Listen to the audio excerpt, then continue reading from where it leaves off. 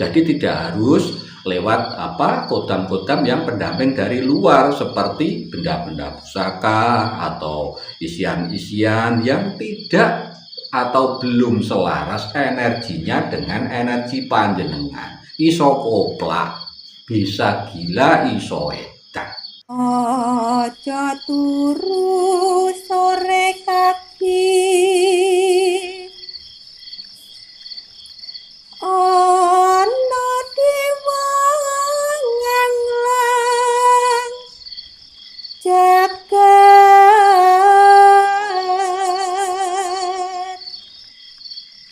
nyangking pokor kencanane,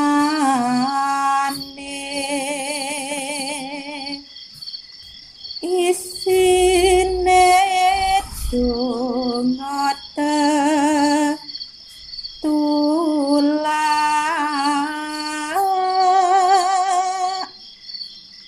sandang kelawan pangan,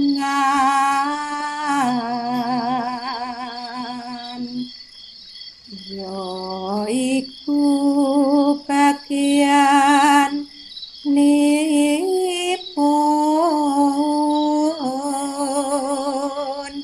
wong melek sabar narima.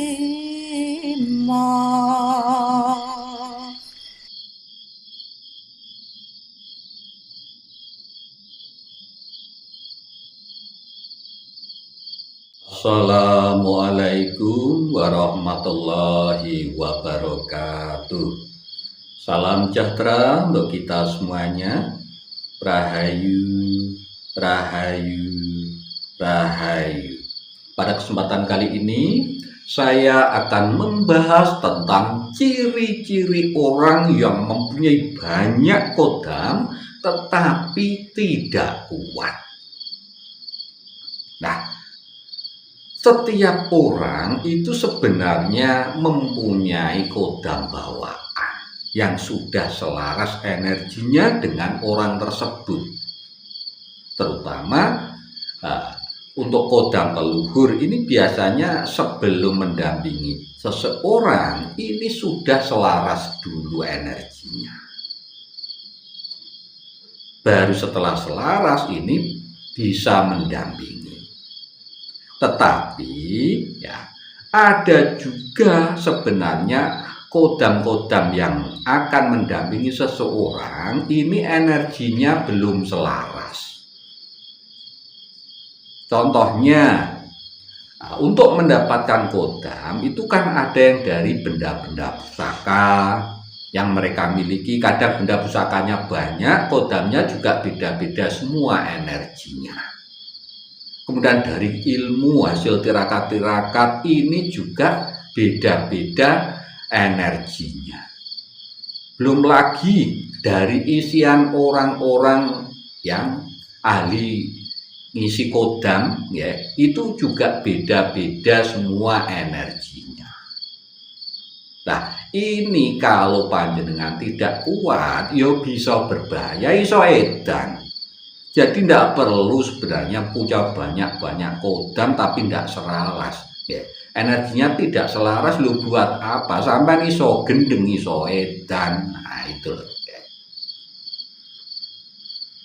Jadi yang paling utama itu adalah bagaimana menggali kapasitas diri panjenengan sendiri. Energi panjenengan dimaksimalkan dari dalam. Banyak cara itu.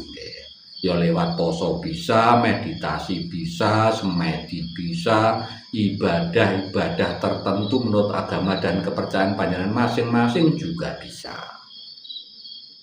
Jadi tidak harus lewat kodam-kodam yang pendamping dari luar seperti benda-benda pusaka atau isian-isian yang tidak atau belum selaras energinya dengan energi panjenengan. Iso koplak, bisa gila, iso edan. Nah itu ya.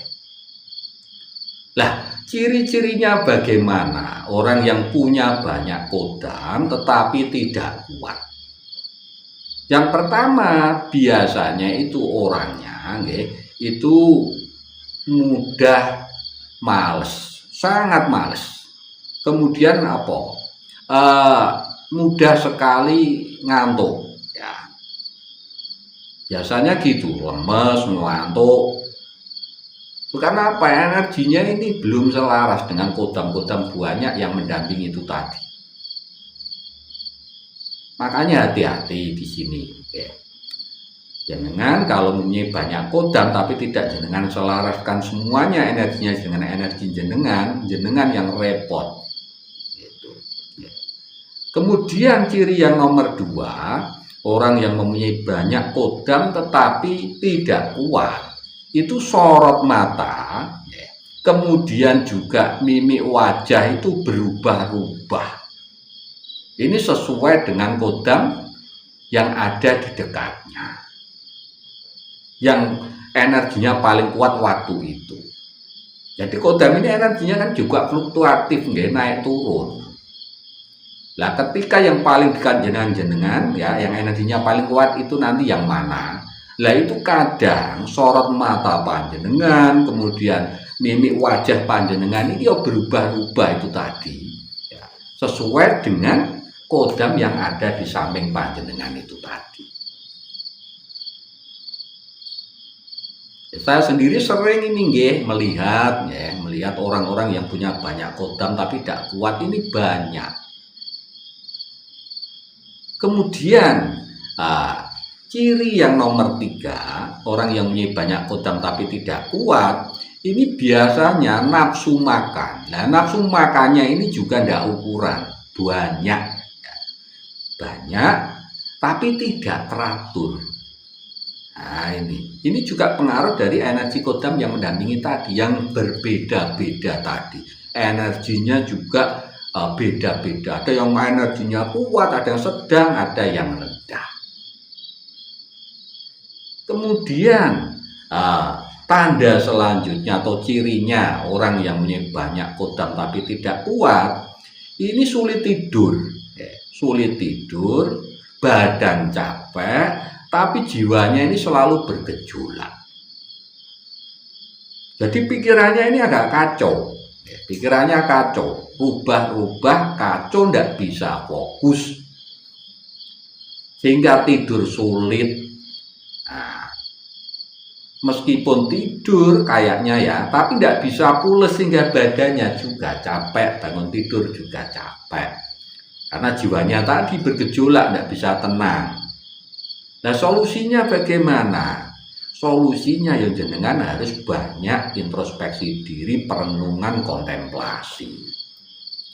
Meditasi terutama, kalau Jawa semedi dah luar biasa. Karena mengosongkan ya, ketika titik netral maka energi panjenengan besar. Udah otomatis itu. Itu kalau Jawa wis puncaknya angger semedi selesai, karena di situ ada penyatuan energi panjenengan daya hidup manusia dengan Sang Maha Hidup, yaitu Tuhan yang Maha Kuasa. Itu ya. Banyak cara kalau untuk bagi panjenengan ini banyak kodam tapi itu tadi tidak kuat, itu banyak cara.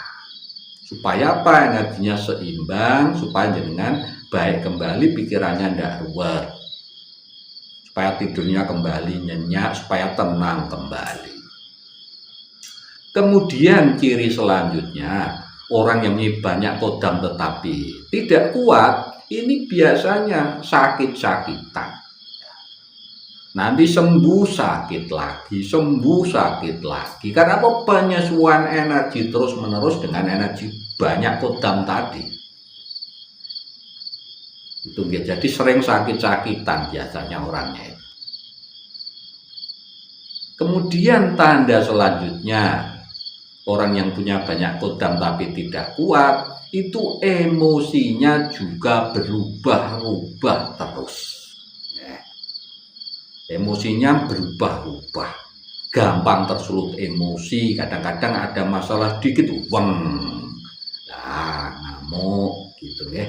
Emosi, marah-marah, nggak jelas, itu karena pengaruh-pengaruh energi kodam yang ada sekelilingnya tadi yang tidak atau belum selaras.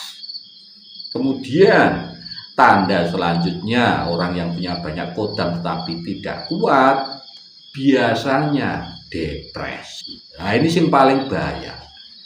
Depresi dan iso gila utawa iso edan. Nah ini yang paling bahaya di sini. Karena apa, ini sarafnya panas, jarang tidur, tidurnya tidak nyenyak tadi, saraf kena. Nah kalau saraf kepala panjenengan kena, saraf motorik, saraf sensorik ini kena, akhirnya apa, jenengan iso edan. Jadi nanti halusinasi saja yang banyak tadi, melihat ini macam-macam.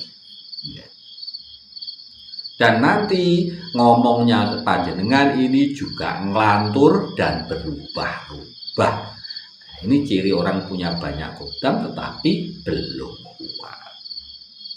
Nah, untuk mengatasi hal ini semuanya, yang paling penting panjenengan tingkatkan energi spiritual panjenengan. Dengan cara apa? Banyak beribadah menurut agama dan kepercayaan panjenengan masing-masing. Kemudian poso, banyak puasa mutih, meditasi atau banyak semedi, sering untuk menetrakan nol ngosong ke atau nyuwung ke. Itu nanti ketika energi panjenengan meningkat, nanti otomatis kodam-kodam ini udah ngikut sendiri. Tidak perlu dipikir masalah kodam itu, tidak perlu dipikir. Yang penting itu panjenengan saja. Kendalikan diri panjenengan, tingkatkan energi dan kapasitas panjenengan yang panjenengan miliki dari dalam diri panjenengan, untuk menuju kepada Sang Maha Hidup, Tuhan yang Maha Kuasa, Allah Subhanahu wa Ta'ala. Nah, itu yang terpenting. Oke, demikian bahasan kita kali ini. Mudah-mudahan bahasan kita dapat menambah wawasan dan mudah-mudahan bisa bermanfaat untuk kita semuanya. Mohon maaf bila ada salah-salah kata dan apapun yang kurang berkenan di hati panjenengan semuanya. Matur sembah nuwun. Wassalamualaikum warahmatullahi wabarakatuh.